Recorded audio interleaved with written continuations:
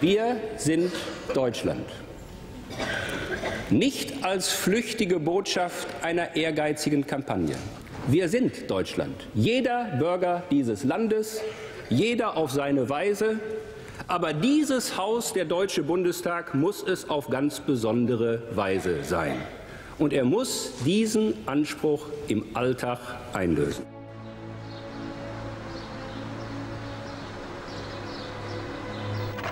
Berlin at the end of the 19th century, the imperial period.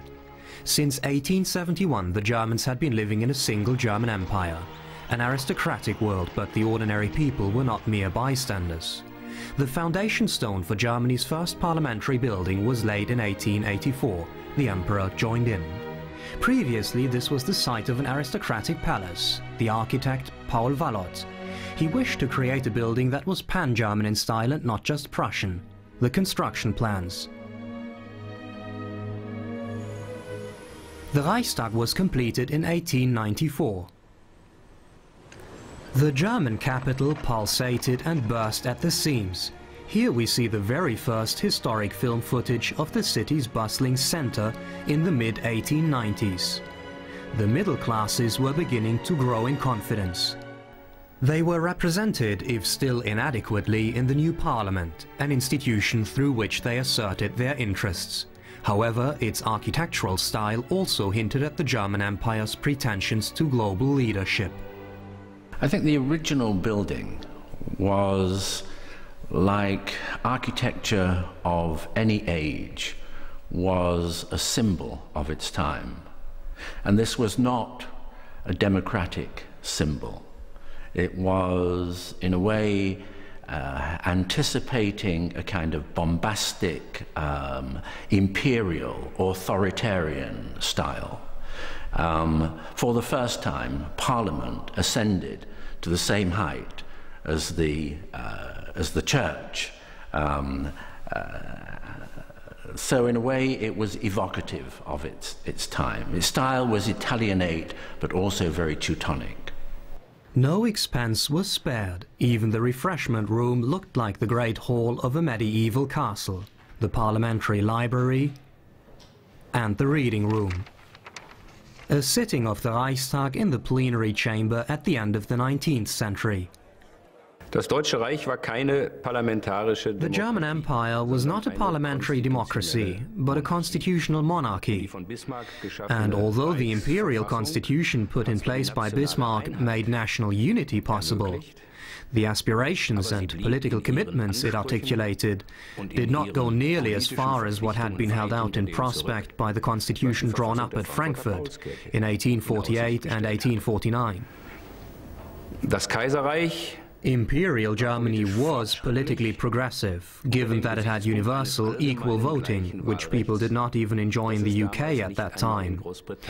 But it is impossible to say Parliament occupied a strong or even dominant position in the constitutional system. Im Verfassungsgefüge kann sicher keine Rede sein. Even so, in 1908, clumsy remarks by the Emperor in a British newspaper outraged the German Parliament and the otherwise loyal public for days on end. The Crown had to put up with harsh criticism. The German Empire was not a democracy, but it was a state subject to the rule of law. Freedom of expression and an uncensored press were a matter of course for its citizens. The summer of 1914, people lived in an atmosphere of deceptive calm, which ended when the Great War broke out. Enthusiastic crowds gathered before the Reichstag for an open-air war service. Parliament approved war credits. The massive destruction of resources and appalling losses in the fighting, above all across northern France and Flanders, changed the world. Millions died on the battlefields. In the summer of 1918, modern British tanks heralded the end of the war and the German army's imminent defeat. On October the 28th, 1918, the German Empire became a parliamentary monarchy. This was a deliberate move on the part of the military to ensure Parliament shared responsibility for the outcome of the war. And yet an important turning point.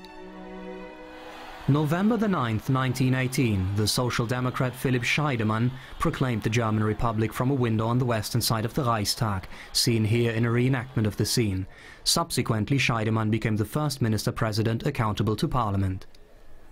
Berlin and the whole of Germany were in turmoil.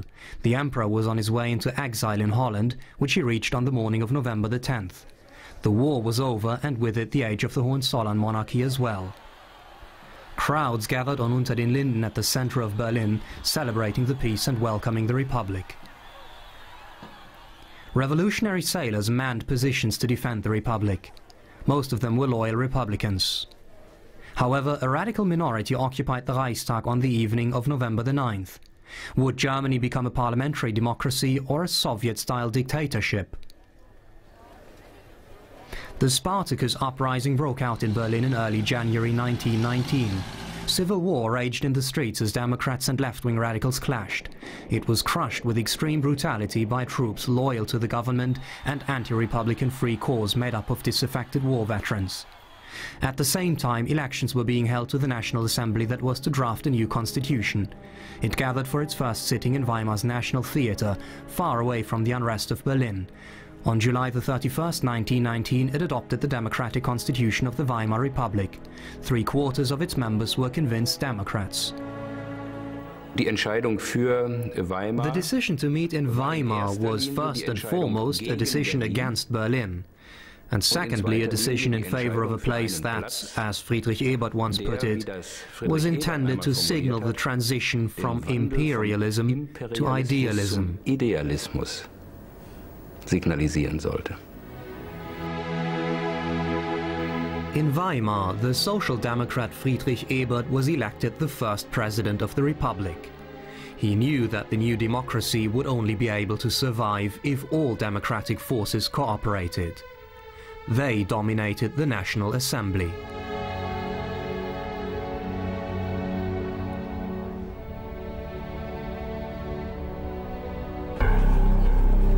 But the anti-democrats and monarchists were still strong.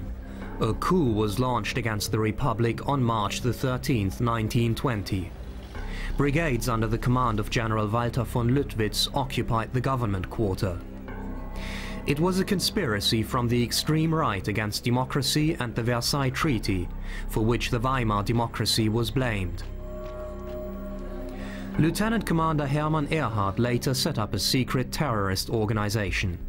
However, the coup ran out of momentum after a general strike had been called. But the situation did not settle down. In particular, Reich Foreign Minister Walter Rathenau increasingly became the target of vicious anti-Semitic campaigns. On June the 24th, 1922, he was murdered by Ehrhardt's terrorist organization in a perfidious attack on democracy. Another blow for democracy, the death of Friedrich Ebert in February 1925. Here we see his lying in state before the Reichstag. Ebert had been forced to fight 173 legal actions brought by opponents of democracy. He suffered a burst appendix caused by overwork. The 1925 presidential elections. Paul von Hindenburg, former chief of the General Staff, was elected head of state.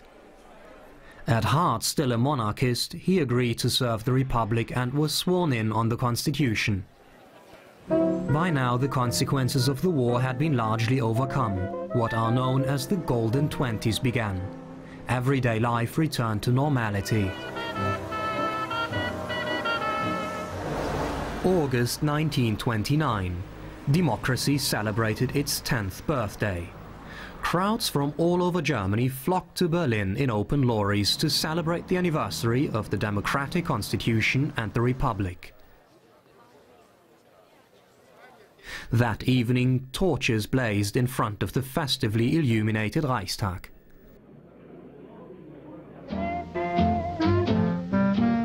Despite all the hostility directed at it, the Republic had become a fact of life that was approved of by most Germans. Plans were now made for the area around the Reichstag to be redesigned in a spirit of democracy. Hans Pölzig won the architectural competition. His concept involved placing functional modern buildings around the parliament. The 1929 plan was interesting in that it suggested the possibility of bringing lots of other government functions around the Reichstag. There was a lot of dissent. I mean, Peter Behrens, Bruno Todt, they reacted against the symbolism of the Reichstag and suggested, I believe, that it should be cloaked in another kind of architecture. Again, the overtones of the past symbolism of the Reichstag. But interestingly, that initiative of 1929 has now probably eventually taken place. We do see those other functions around the Reichstag. Since the war, Germany had again become a recognized member of the international community. This achievement was primarily due to the liberal conservative politician Gustav Stresemann and the parliamentary majorities he had succeeded in assembling. Stresemann led Germany into the League of Nations and reconciled it with France. He was an early European. He died on October 3, 1929, at the age of just 51. Following Stresemann's death, things were never the same again. There was great mourning, but his own party, the German People's Party, shifted to the right. Das Scheitern der Weimarer Demokratie lässt sich The decline of Weimar democracy certainly cannot be attached to any single person. However, Gustav Stresemann was not just anybody, but one of the crucial figures of the Weimar period, with a strong reputation in foreign policy circles. He was in government for an unusually long time as a member of various short-lived administrations, serving as Reich Chancellor and, above all, as foreign minister for many years.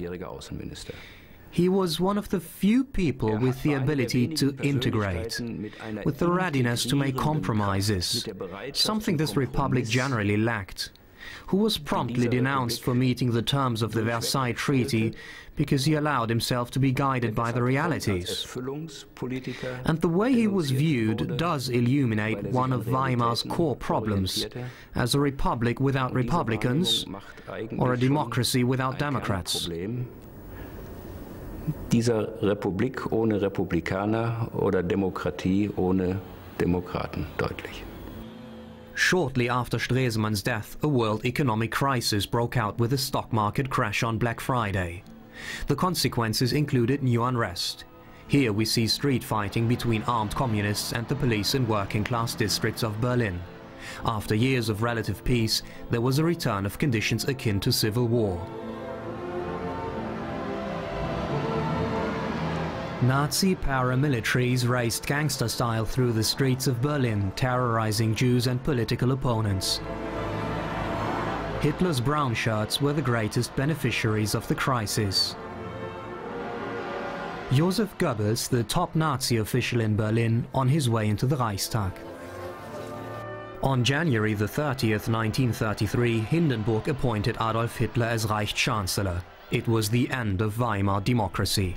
That evening, the National Socialists celebrated their victory with a torchlit procession through the Brandenburg Gate. But Hitler had not been elected by a majority. He owed his appointment to the extraordinary powers of the Reich President. On February the 27th, 1933, the Reichstag was set on fire. It has never been fully clarified whether the arsonist was part of a wider conspiracy. For the Nazis, the incident was a welcome pretext for a final assault on democracy. They unleashed a wave of terror against other parties, initially attacking the Communists and Social Democrats.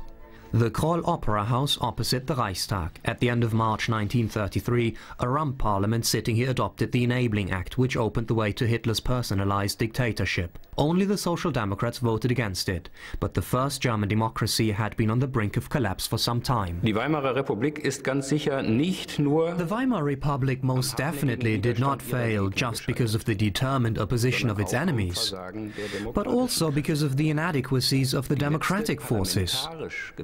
The last government with parliamentary support, backed by a majority in the Reichstag, left office as early as 1930.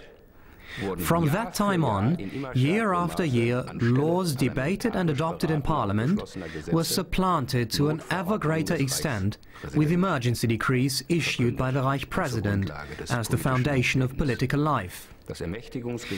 To a certain extent, the Enabling Act of March 1933 represented the self-abdication of a parliament that had become increasingly irrelevant in political terms for some while. More than 100 members of the Reichstag were not even able to participate in that memorable sitting because they had been arrested or had good reason to fear for their lives. The Nazis soon acted ruthlessly to impose ideological conformity throughout Germany. On April 1, 1933, paramilitary units started enforcing a nationwide boycott of Jewish shops. On May the 10th, books by authors the regime disapproved of were burned all over Germany. The Germans were to be denied freedom of thought as well. Hitler pursued far-reaching plans that could only be realized by means of a new war.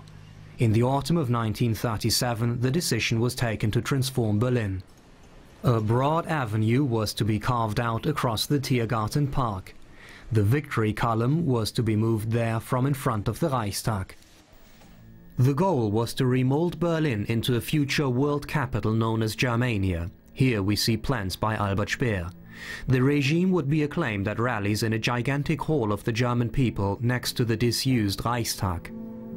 The Albert Speer plans were interesting in that, again, they were a mirror of the times.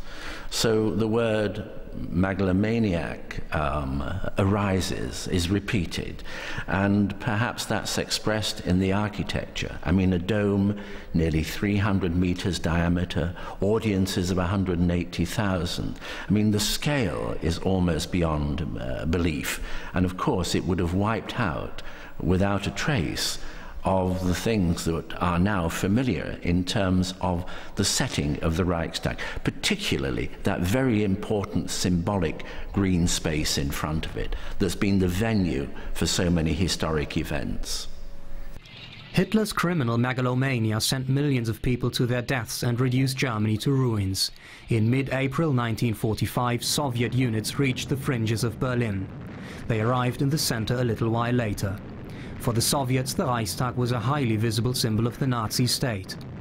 The Red Army stormed the battered former parliament and raised the Soviet flag over the Reichstag building on May the 2nd, as seen in this later reenactment.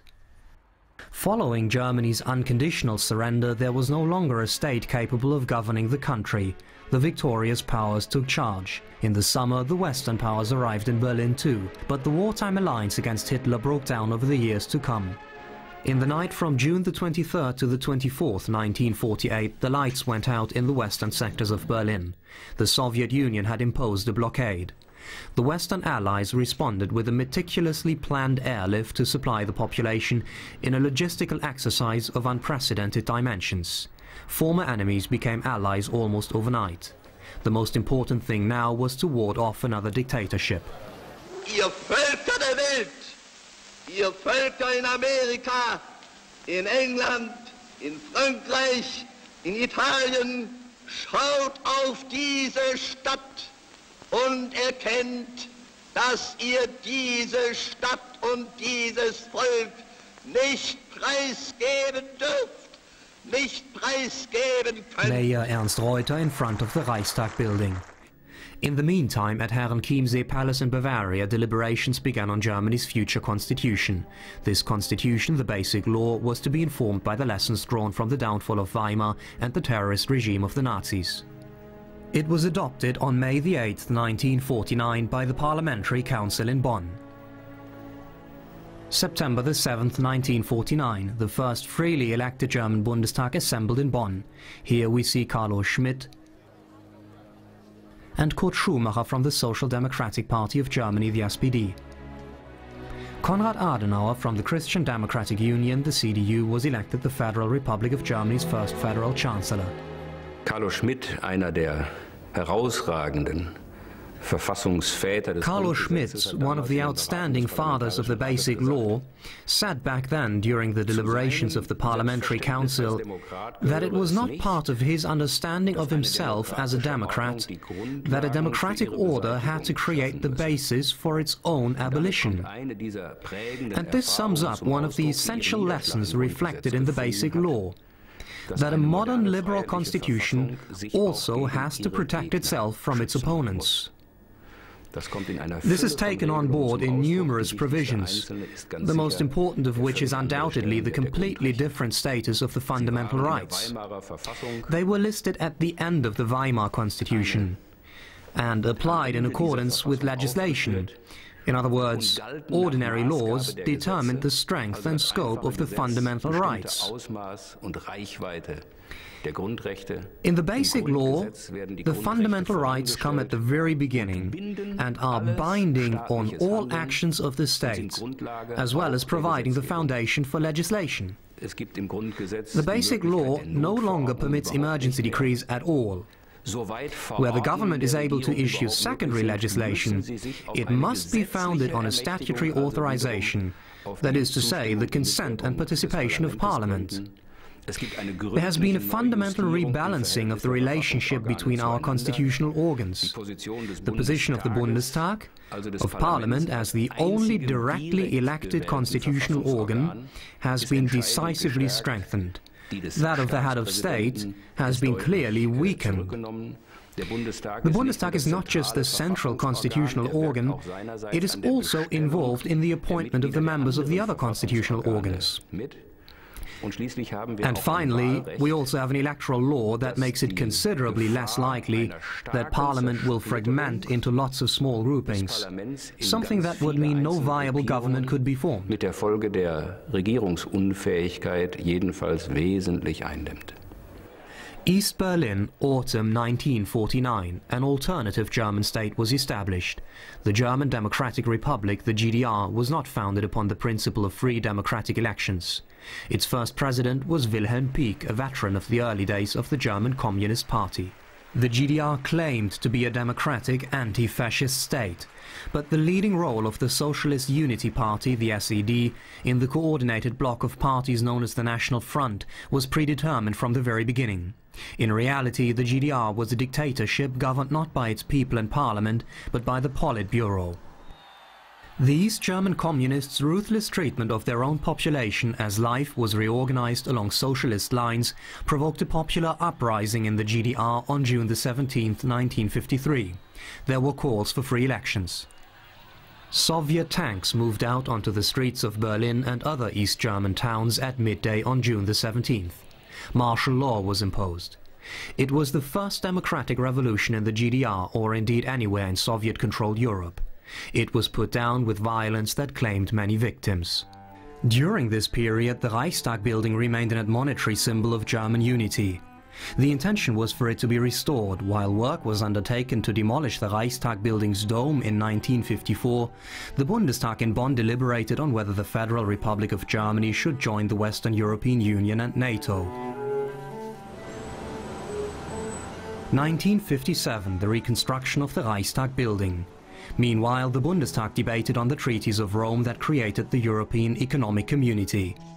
In parallel, the Reichstag building was to be equipped to function as the seat of Parliament once again when Germany would be united. The first members entered the refurbished South Wing.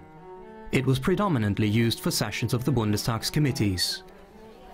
Government spokesman Felix von Eckhardt from the CDU. Herbert Wehner from the SPD. The main focus of these meetings was on questions affecting the whole of Germany. However, the division of Germany was deepened yet further by the construction of the Berlin Wall. Moves to seal off West Berlin began at 1 o'clock in the morning on August 13, 1961. This action, codenamed Operation Rose, was commanded by Erich Honecker, at that time the secretary of the SED's Central Committee responsible for security matters.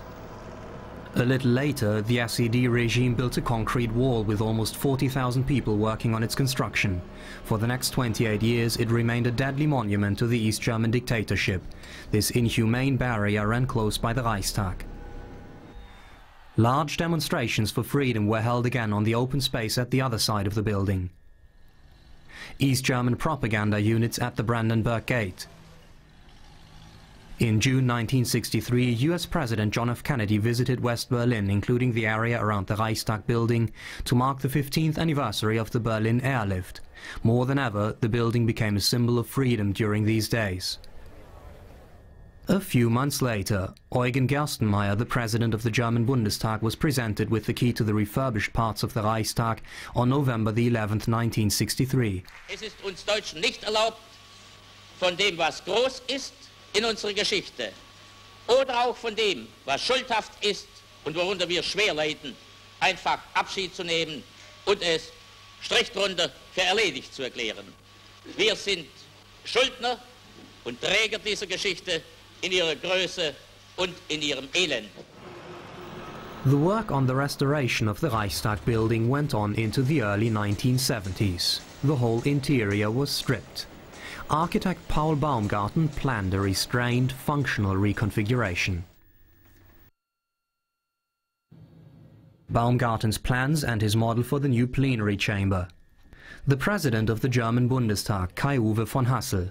Baumgarten's transformation of the historic Reichstag essentially papered over any trace of the past. And you could say that there was very little relationship between the interiors that were created, and the exterior. The great kind of Western approach was completely sealed up. The entrance to the east was hard up against the Berlin Wall that divided the two entities of Germany.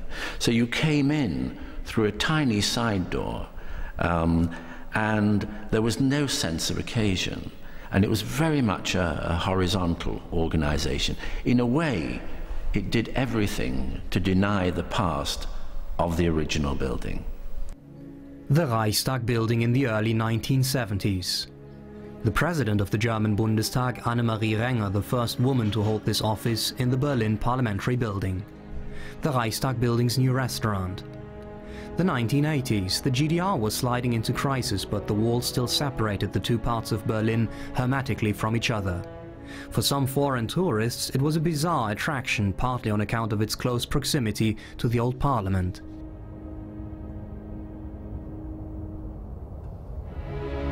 The Reichstag building featured a permanent exhibition called Questions on German History.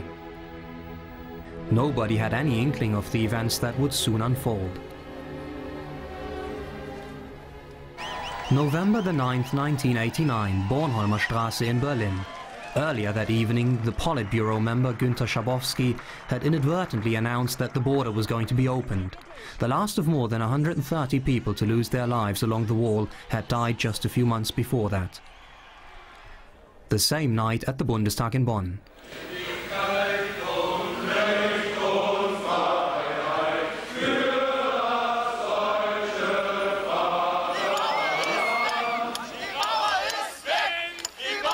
It was a historic night.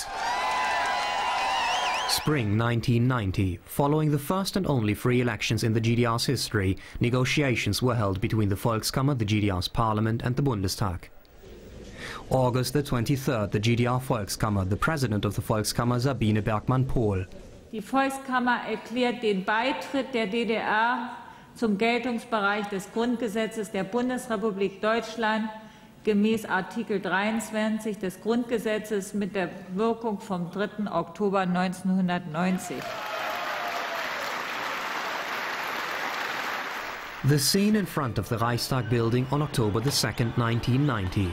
Hundreds of thousands of people had gathered at Germany's old parliament to celebrate the imminent reunification. Federal President Richard von Weizsäcker. Wollen wir die Einheit, Freiheit Deutschlands vollenden. Für unsere Aufgaben sind wir uns der Verantwortung vor Gott und den Menschen bewusst. Wir wollen in einem vereinten Europa dem Frieden der Welt dienen.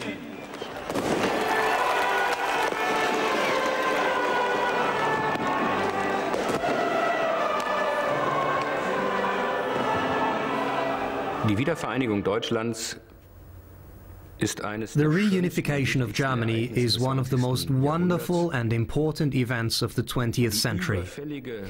The long overdue correction of the national and European divisions inflicted by Germany itself, associated as they were with many human tragedies. What culminated on October the 3rd is the impressive history of a movement for democracy and liberty in Europe that sprang up not only in Germany, but also in the neighboring countries of Central and Eastern Europe. The popular uprising in Berlin and other cities across the GDR in 1953, the Budapest uprising, the Prague Spring, and Solidarity's contribution to democracy in Poland and Eastern Europe were all part of this movement. Solidarność für die Demokratie in Polen und in Osteuropa reicht. On June the 20th, 1991, a heated debate took place in the Bundestag ahead of a free vote to decide where the German Parliament and government should have their seats in future.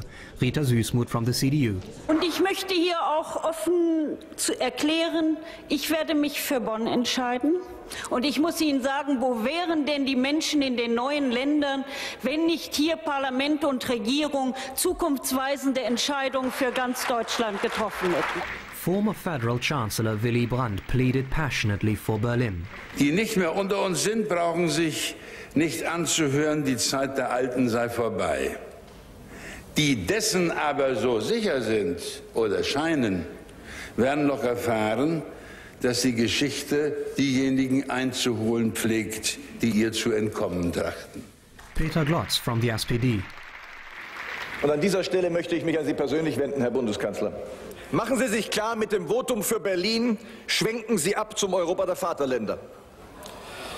Vielleicht ist es in dieser Debatte erlaubt, über die Parteigrenzen hinweg und so wie Sie es sagen würden als eingefleischter Sozialdemokrat, Ihnen zu sagen, bewahren Sie die supranationale Europa-Idee Konrad Adenauers. Es ist das wichtigste politische Erbe dieses großen Politikers. Wolfgang Schäuble from the CDU. Und wenn wir die Teilung überwinden wollen und wenn wir wirklich die Einheit finden wollen, brauchen wir Vertrauen und müssen wir uns gegenseitig aufeinander verlassen können. Und deshalb gewinnt in dieser Entscheidung die Tatsache für mich Bedeutung, dass in 40 Jahren niemand Zweifel hatte, dass bei der Einheit Deutschlands Parlament und Regierung ihren Sitz wieder in Berlin haben werden. Für den Antrag Vollendung der Einheit Deutschlands, Berlin-Antrag 337 Stimmen, Enthaltung. Berlin won by a narrow margin. May 1994, the last official act in the Reichstag building before its complete refurbishment was the election of the federal president. Professor Dr. Roman Herzog, nehmen Sie die Wahl an? Ja, Frau Präsidentin, ich nehme die Wahl an.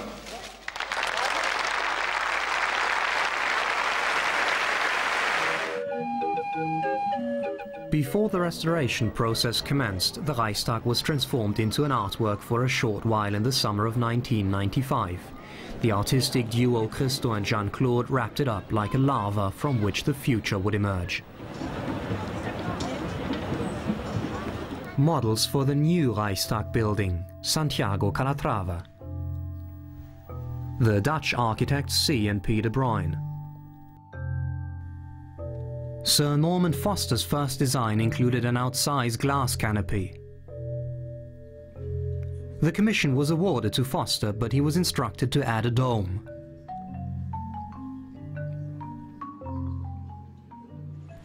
As soon as the wrapping was removed, the construction work began. Foster ripped out all the changes and additions made by Baumgarten in the 1960s.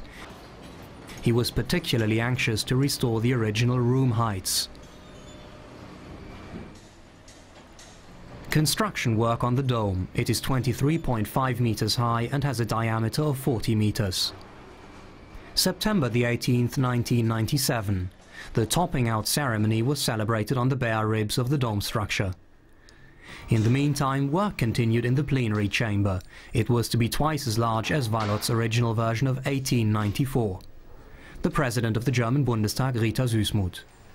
Dies ist heute der Tag, an dem die Kuppel fertiggestellt ist. Das Einzige, was noch fehlt, ist die Beschichtung auf den begehbaren Bahnen in die Spitze der Kuppel hinein, auf die Plattform und die Rampen. April the 19th, 1999. The Reichstag was completed. I remember expressing some doubts at the time. I mean, could foreign architects ever be given the responsibility for such a significant building, significant nationally, European and internationally? The President of the German Bundestag, Wolfgang Thierse, was presented with the key to the building. Wir alle leben und arbeiten, damit dieses Haus wieder Heimat und Werkstatt der deutschen Zukunft wird. Das hat Theodor Heuss, der erste Bundespräsident der Bundesrepublik Deutschland, vor 47 Jahren gesagt. Dieses Versprechen wird heute Wirklichkeit. The same day in the plenary chamber, a fresh start was made. Zur ersten Sitzung des Deutschen Bundestages im umgebauten Reichstagsgebäude in Berlin begrüße ich Sie alle sehr, sehr herzlich. The old German parliament has been resurrected with new architectural features. Not only that, 82% of its energy supply comes from ecological, sustainable sources. A tour of the interior. Traces of the past can be found everywhere. Old graffiti scrawled on the walls by Red Army soldiers in 1945 have been conserved. There is to be no forgetting any of the discontinuities that have scarred Germany's complicated history. The challenge of transforming the Reichstag, the Baumgarten Reichstag, into something that is appropriate, was appropriate for a reunified Germany as a seat of government. One aspect is history, and in a way it was almost like an excavation, discovering the past and integrating that past into the concept. In that sense, the new Reichstag becomes in part a museum. It is also a home of modern art. Renowned artists from East and West have been asked to install works in the Reichstag building, such as these pieces by Jenny Holzer and the painter Georg Baselitz.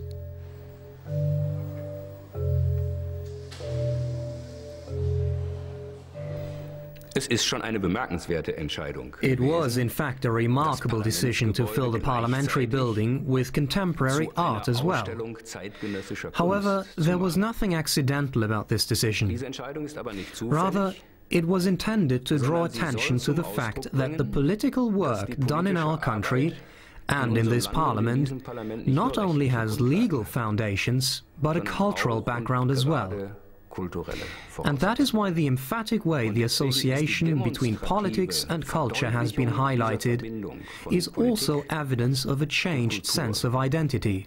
Auch Ausdruck eines veränderten Selbstverständnisses. Illuminated boxes by Sigmar Polke in the Western Lobby. The French artist Christian Boltanski commemorated the names of all the parliamentarians democratically elected in Germany between 1919 and 1999. Katharina Sieverding, Joseph Beuys. Christo and Jean-Claude's wrapped Reichstag in the public rooftop restaurant. This installation by Hans Haake sparked fierce controversy among the members of the German Bundestag. Members took up the artist's invitation and scattered earth from their constituencies.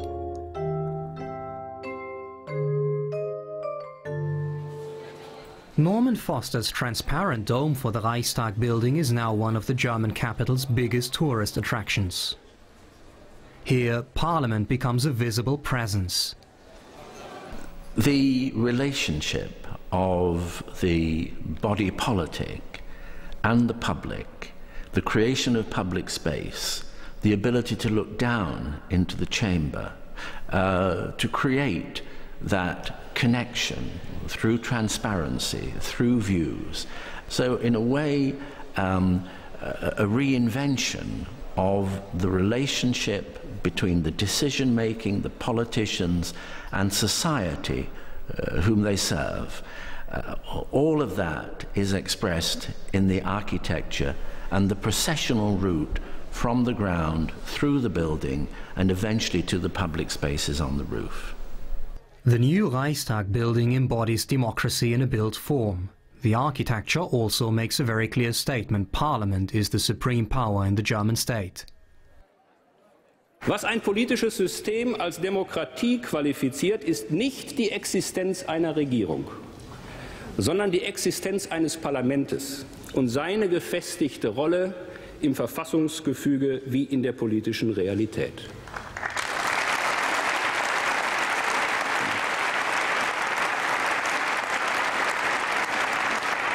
Hier schlägt das Herz der Demokratie oder es schlägt nicht.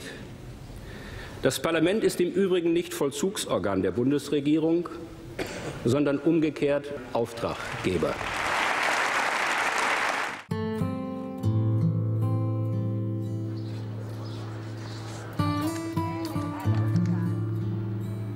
Modern buildings by the River Spree house conference facilities and offices for the parliamentary administration.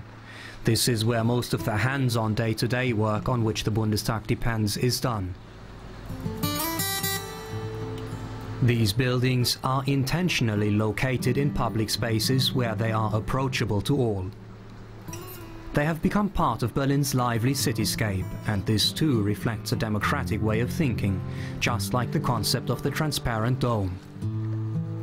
The parts of the complex are linked together by bridges and tunnels.